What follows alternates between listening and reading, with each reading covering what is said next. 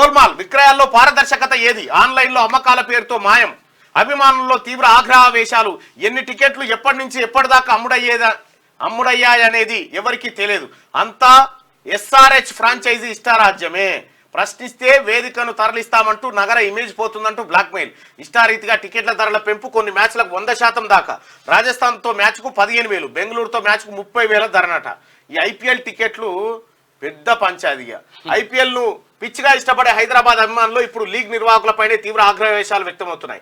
Online విక్రయాల పేరుతో టికెట్లను తమకు దక్కకుండా క్షణాల్లో మాయం చేస్తున్నారని మండిపడుతున్నారు.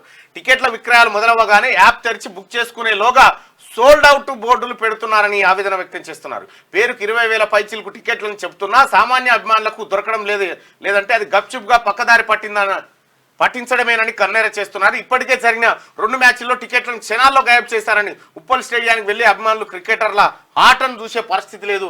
ఐపీఎల్ క్రికెట్లు గోల్మాల్ అవుతున్నాయని క్వశ్చన్ మార్క్ తోని వార్త ఆంధ్రజ్యోతిలో చూస్తా ఉన్నాం. ఐపీఎల్ టికెట్ల కోసం నిజంగా మీరు ఎవరైనా ట్రై చేసిరా? నిజంగా ఇట్లేమన్నా జరిగిందా? నిన్ననే కదా ఓపెన్ చేసిందో అది.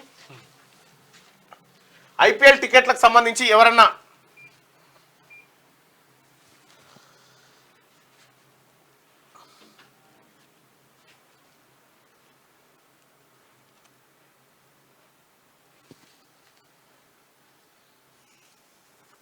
ఐపీఎల్ టికెట్లలో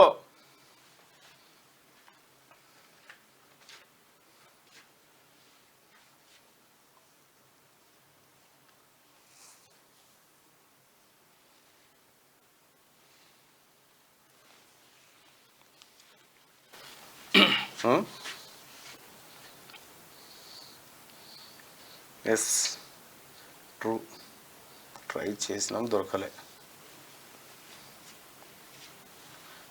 బ్లాక్లో అమ్ముతురట 70,000 అట, 60,000 అట. బ్లాక్లో అమ్ముతున్నట్టు వాస్తవం అది. అవును, బ్లాక్ చేస్తున్నారు ఫస్టే. నేను బ్లాక్లో కొన్నాను, ఒక ఆయన పెట్టిను 700 టికెట్ 5,000 కొన్నాడట.